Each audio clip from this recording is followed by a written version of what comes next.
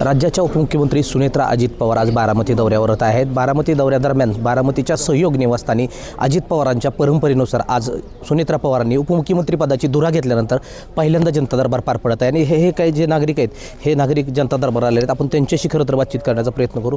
काय सांगाल, या अगोदर तुम्ही दादांच्या जनता दरबारला येत होता, आज सुनेत्रा वहिनींचा जनता दरबार भरतोय, काय अपेक्षा आहेत नेमकं? सर्वप्रथम जो आवडे देवाला, तो आवडे सर्वांना, तोच आवडे देवाला, तशा पद्धतीनं आपले लोकनेते अजितदादा पवारसाहेब आपल्यामध्ये हयात नाहीत, परंतु काळजावर दगड ठेवून आज वहिनीसाहेब जनतेच्या प्रश्नासाठी किंवा जनता त्यांनी परवाच सांगितलं मी जनतेला पोरकं वाटू देणार नाही, दादांच्या पावलावर पाऊल ठेवून खंबीरपणे वहिनीसाहेब आता कामाला लागलेत।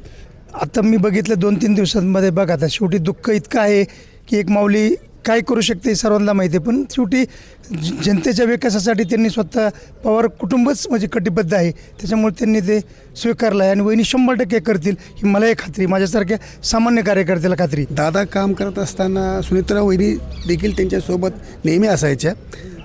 त्या ह्या क्षेत्रात नवख्या नाही आहेत, त्यांना कामाची पूर्ण जाण आहे, त्या चांगल्या पद्धतीने लोकांना उत्तरं देऊ शकतात, चांगल्या प्रकारे लोकांच्या प्रश्नांची त्यांना जाण आहे, त्यामुळे निश्चितच सुनेत्रा वहिनी साहेब मला वाटते की चांगल्या पद्धतीने काम करू शकतील। गेल्या अनेक वर्षांपासून अजित पवारांच्या मार्गदर्शनाखाली बारामतीच्या सहयोगमध्ये जनता दरबार भरत असतो। तालुक्यातले अनेक नागरिक आपापले प्रश्न घेऊन या ठिकाणी येत असतात आणि अजित पवार देखील त्या तडफदारीने जे प्रश्न मार्गी लावत होते तेच आता प्रश्न सुनेत्रा पवार यांच्या माध्यमातून मार्गी लागतील असा विश्वास या नागरिकांकडून व्यक्त केला गेला आहे। विकास कोकरे, लोकशाही मराठी, बारामती।